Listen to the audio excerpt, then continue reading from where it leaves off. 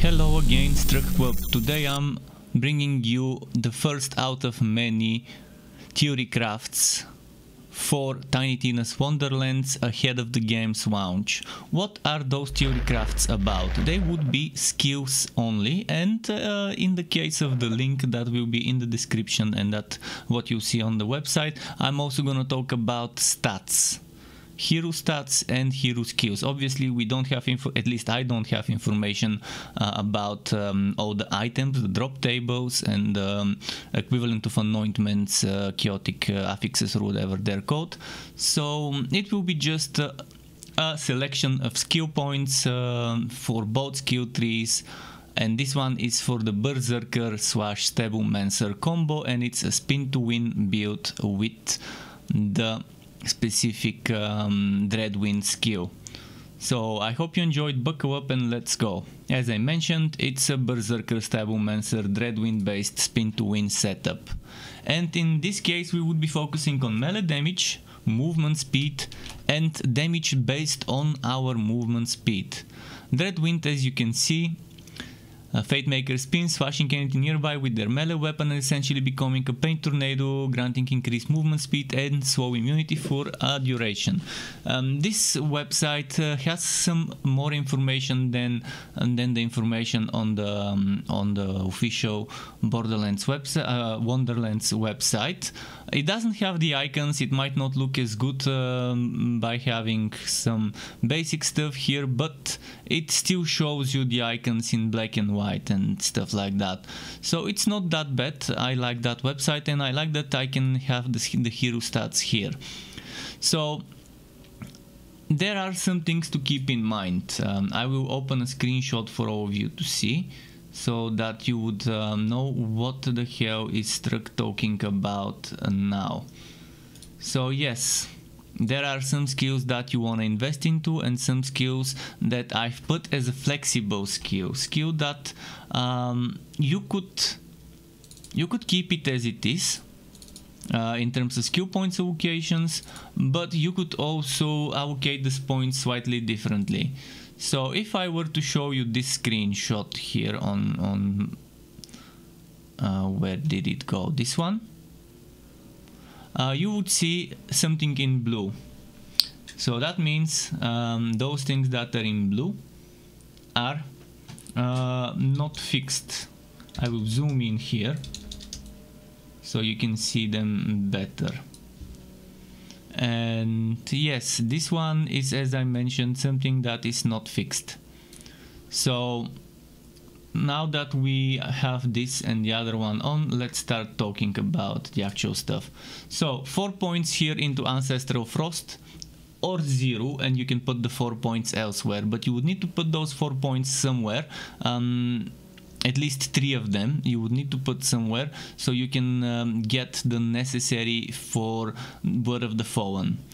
Let's go through the must-have ones, in my opinion. Savagery, melee damage, and rage duration. We want enrage to keep it as much as possible. Old ways. When we do damage, it's increased, and also we get damage reduction the closer we are to the enemy. We gain increased damage to enemies that are slowed. The closer an enemy is to being frozen, the more that damage is increased.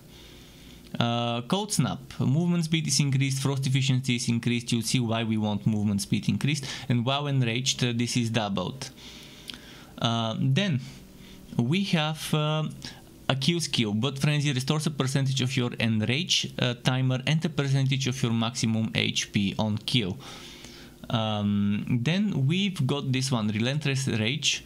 If the Fatemaker damages an enemy while in save your soul, its duration is extended. The amount extended decreases over time. I've put it as a must-have because I think not everyone would have teammates, and even if you have teammates, you can't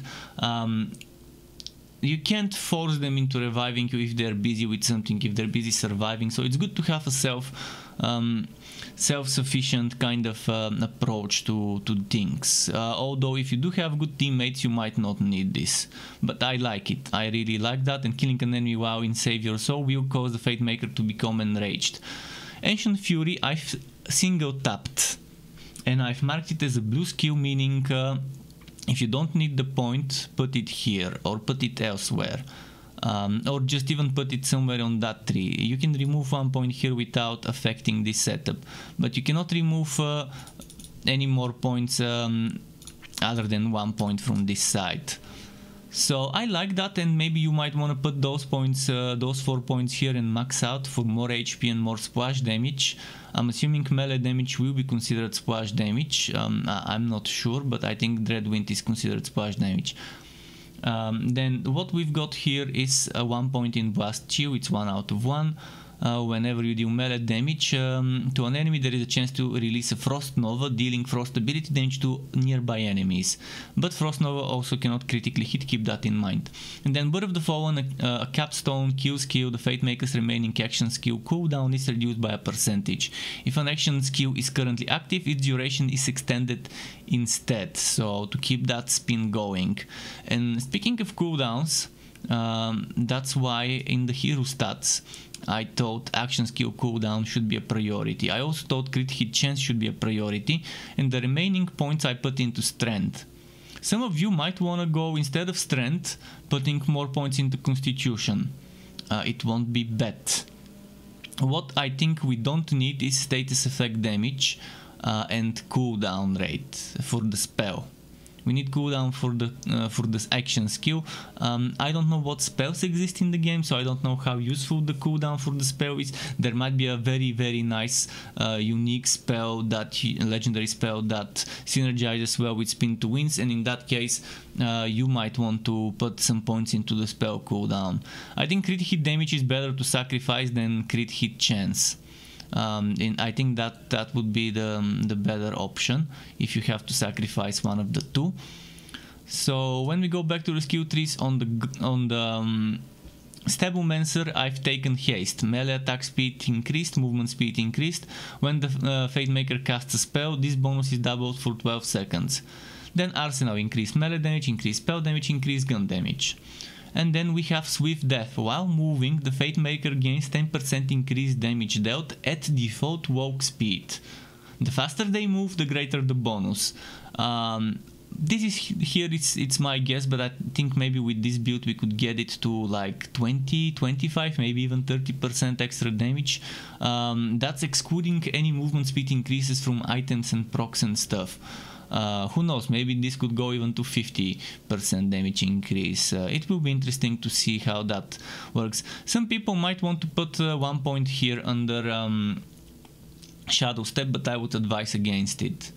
I would advise maybe putting points into Exploit the Weakness, but as I mentioned, you can only remove 1 point from this tree. And put it into Exploit the Weakness. What you could do is, if you don't want that extra movement speed here, after casting a spell, if your spell, for example, actually you still get 12% movement speed and melee attack speed, but after casting the spell you get it for another 12 seconds. And if you have a spell with a very low cooldown, and you want that, then sure. But otherwise you can remove those points and put them here and still retain that point we had here, or maybe put another point. Who knows, maybe 1 point here, like that. I mean, there are many ways how you could do it, but I think the skeleton for that synergy I've taken is like that, with some fluctuation. So yeah, there is a link for this theorycraft in the description, so you can check it, and I would include screenshots for the other things, including the one over here. With those, if you like those better. So yeah, that's the setup. I called it Angry Spins, and yeah, it's Enrage, Spin to Win all the way, melee build. Keep in mind you can subscribe to my channel and hit the bell button to not miss out notifications for more Wooter and not so Wooter content like this one or others like builds and guides. There's also memberships on my channel, which is a monthly recurring payment that you can cancel at any time, which will grant you access to special perks like emotes or badges made by me, as well as the option to ask me one-on-one for tutorials on Discord about Photoshop, Premiere and After Effects, just the basics though. Thanks again for watching all the way until the end, Struck Weapon. Till next time and goodbye.